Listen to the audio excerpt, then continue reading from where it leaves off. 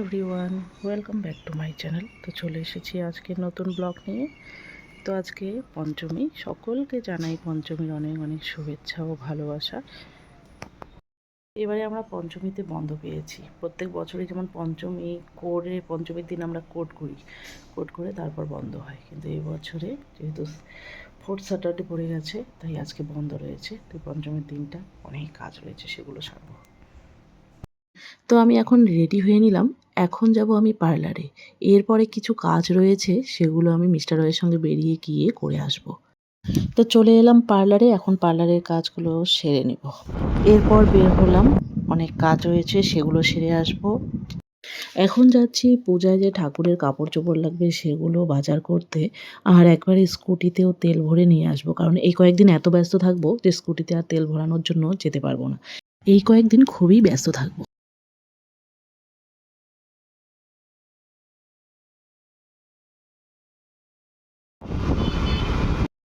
Ready হয়েছি, এখন যাচ্ছি পূজা মণ্ডপে।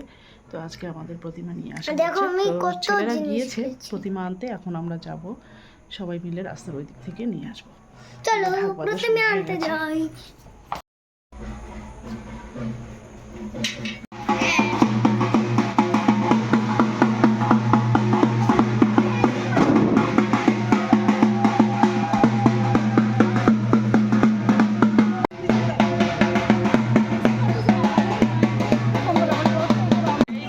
প্রতিমা চলে এসেছে আর সবাই সেজে গুজে এসেছে।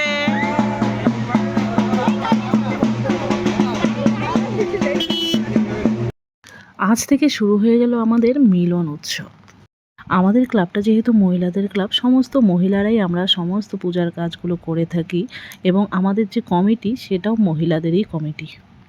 আর ছেলেরা কিন্তু আমাদের সমস্ত কাজে হেল্প করে দেয়। তো প্রতিমা চলে এসেছে, এখন ছেলেরা প্রতিমা পুরো সেট করে দিবে, এরপর আমার শাশুড়ি মা এসে বরণ করবে। সারা বছর আমরা সবাই নিজের নিজের কাজে ব্যস্ত থাকি, কিন্তু পূজার এই কটা দিন কিন্তু আমরা সবাই একসাথে হই, ভীষণ আনন্দ করি আমরা। সবার সাথে সবার দেখা হয়, একবার সকালে আসি, আবার সন্ধ্যার থেকে শুরু করে রাত পর্যন্ত ভীষণ মজা করে কাটাই।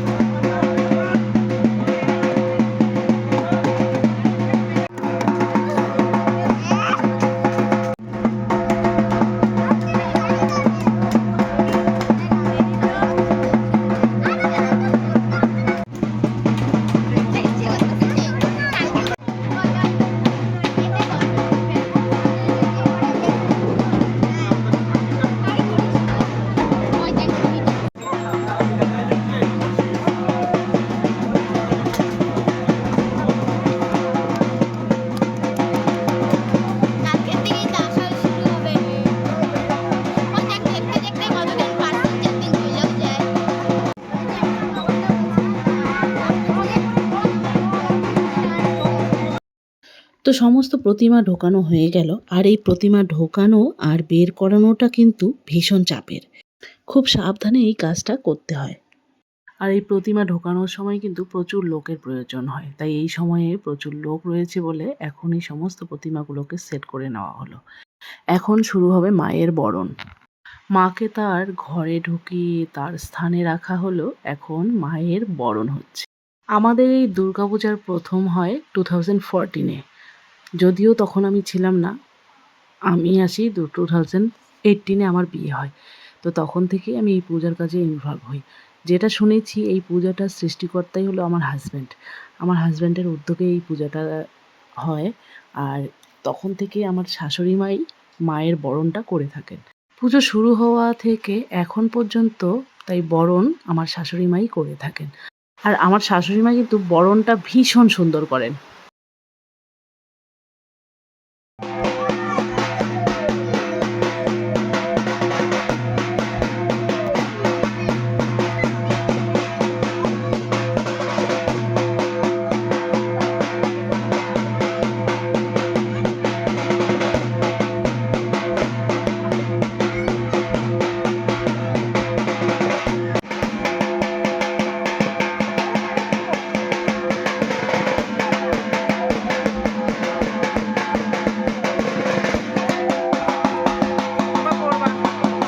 এরপর মায়ের বরণ হয়ে গেলে সবাই মিলে কিছুক্ষণ আড্ডা দিলাম আর শুরু করে দিলাম ফটোশ্যুট।